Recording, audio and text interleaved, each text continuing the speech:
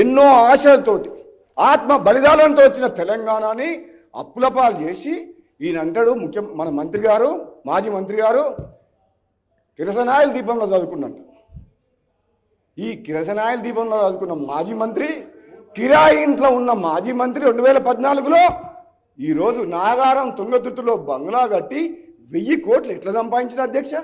ఎక్కడికి వెళ్ళి వచ్చినాయి అధ్యక్ష? రాష్ట్రాన్ని అప్పులోకి నెట్టేసి, ఈ పవర్ మినిస్టరు విద్యుత్ సంస్థలను అప్పులోకి నెట్టేసి, ఈయన మంత్రిగా మాత్రం భూములు, ఇసుక మాఫియా 1000 కోట్లు దోసుకున్న చరిత్ర ఈయనది మాకు చెబుతున్న అధ్యక్ష. మెంటల్ కేసులు చెప్పాలి. మీరు నిజంగా కిరాయి ఇంట్లో ఉన్నారా 2014లో? ఇప్పుడు కూడా కిరాయి ఇంట్లో ఉన్నా. ఇప్పుడు 1000 కోట్ల రూపాయలు సంపాదించారు. You come with me. ఇప్పుడు కూడా ఈయన 1000 అంటాడు, అలా నేను 10,000 అంటాడు. మళ్ళీ ఆయన 10,000 తర్వాత మీరు ఎందుకు తొందరపడి తీసేసినారు? ఇంకోటి 20,000 కూడా ఉంది దాంట్లో, అలా అన్న దాంట్లో 20,000 కూడా ఉంది.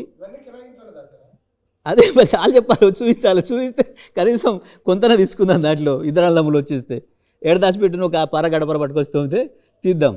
గింత మెంటల్ కేసులు వీళ్ళు ఏడ మాట్లాడుతున్నామో సోయలేదు. అయితే నేను మీకు ఇంకొకటి చెప్పాలి, తప్పకుండా వీళ్ళ మీద తగు సందర్భంలో బ్రహ్మాండం చర్యలు తీసుకుంటాను. నేను ఎప్పుడు ఎట్లా ఇరికేయాలనో, ఎక్కడ పెట్టాలనో అన్నీ మంచి రికార్డ్ అయి ఉంటున్నాయి. తప్పించుకోలేరు ఇక దొంగలు. మీడియా ముందు మాట్లాడితేనేమో నేను అట్లనే మీడియా వాళ్ళు ఇట్లా అన్నారు అందరూ, కానీ నాకు మంచిగా దొరికారు ఫ్లోర్లో. అందుకే నేను ఆ రోజు అవకాశం వదిలిపెట్టకుండా నేను అవకాశం తీసుకున్నా, మంచిగా ఇరికిస్తా. వీళ్ళు మాట్లాడిన మాటలకు 10 ఏళ్ళు ఎంత చెత్తవాగుడు వాగినా వీళ్ళు, నేను మాట్లాడలేదు, ఇప్పుడు రియాక్ట్ కాలేదు. జిల్లాలో ప్రతి సందర్భంలో ఇట్లాంటి చెత్త మాటలే, కానీ నేను ఫ్లోర్లో కాబట్టి వెంటనే రియాక్ట్ అయినా. ఎక్కడ సందర్భం దొరకాలనుకున్నా దొరికిరు మంచిగా.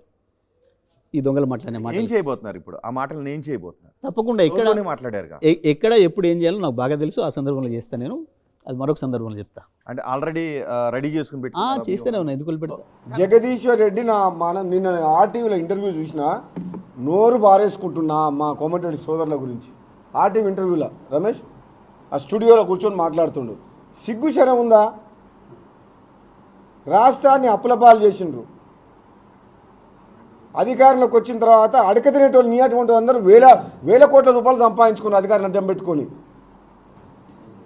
10 ఏళ్ల పాటు తెలంగాణ ద్రోవులని సంకల పెట్టుకొని 1000 కోట్లు, లక్షల కోట్లు దోసుకున్న చరిత్ర బీఆర్ఎస్ పార్టీది, కేసీఆర్ కుటుంబాన్ని, జగదీశ్వర్ రెడ్డిది. అటువంటి వ్యక్తి మా గురించి మాట్లాడుతున్నంటే ఎంత అస్యాస్పదం. మీరు ఒక్కసారి ఆలోచన చేయండి.